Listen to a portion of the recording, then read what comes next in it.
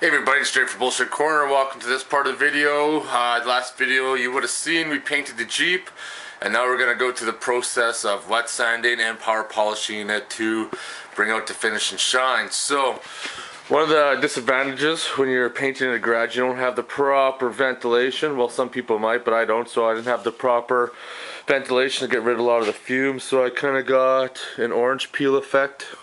Not that bad, but it'll sand out easy enough. The one panel where my gun screwed up on, this one here, it's gonna need to be sanded down, but that's not a big deal. I'm gonna show you the back. These back panels actually turned out really nice. They're not gonna need too much work at all. So I'm gonna start wet sanding it, and these hinges turned out nice. And I'm gonna start. I want to get back part wet sanded and power polished and start putting all the accessories on the back and start putting the Jeep back together, because now everything from here on out is just going to be bolt on. So now the project is going to move pretty quick, and I'm looking forward to getting it done. Probably in a couple weeks I'll be completed, but by the time you guys watch all the videos it'll probably be a couple of months, because I'm only going to release one video a week, maybe 2 videos a week. We'll see how it goes, but anyways, let's get to work. For wet sanding, you're gonna need your bottle of water. That's not Lysol, it's water. You're gonna need your block and your sandpaper. Now, when you're wet sanding clear coat, there's many different ways to do it, depending on what kind of finish you want. There's a lot of people who do a whole bunch of different things. There's no right or wrong, really. It all depends what kind of finish you want. I'm actually going to sand my finish down with 1000 grit paper.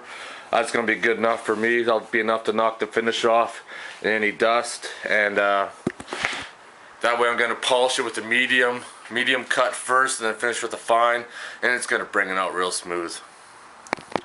Alright, so I wet sanded the corner here a little bit. Some spots really smooth, some spots here you can obviously tell the orange peel is there, and I didn't really sand too much here because the light's going to be covering this and the license plate, so it's not all that important.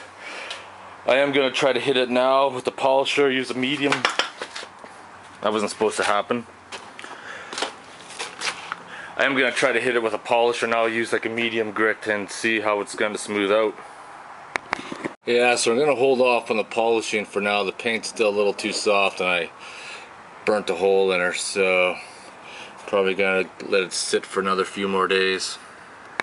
So since the paint is still too soft, I'm just going to go about bolting some of the shit back on, like the mirrors and the spare tire holder, license plate holder, put some tail lights back on it, and then I'm going to flip it around in the garage and start doing some other work to it. Alright, so now we're starting to polish out the hood. You can kind of see how smooth it is. Still got some shit on there I gotta polish out, but see what I mean?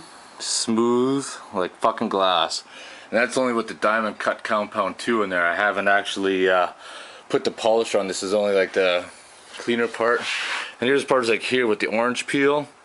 I didn't wet sand these parts down because they might be a little bit awkward, and I don't want to screw up the paint too much by burning it. So, but yeah, as you can see, mirror reflection almost. Oh, fucking righty. Looks like winter inside here as that wool pad just fucking shreds and shreds and shreds. And it better not get any fucking wool in my beer. But yeah, fucking paint's turning out good, and I haven't even put the cleaner on it yet. Fucking beer time. I'm not gonna do a video on how to polish. There's fucking millions of videos of that on YouTube, and I don't think I need to fucking put one up because I'm not a professional at it. So I just kind of do my own thing, and it seems to work for me, so that's how I'm rolling. Yes, it is.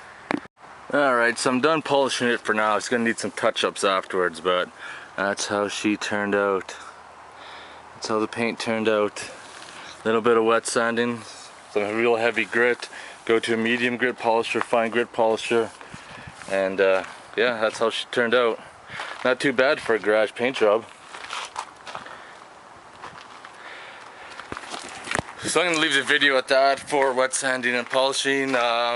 it turned out alright. It's not 100% perfect. There's still some flaws in the paint, but good enough for a garage job. So if you have any questions, comments, or concerns, post them below. Otherwise, thanks for watching.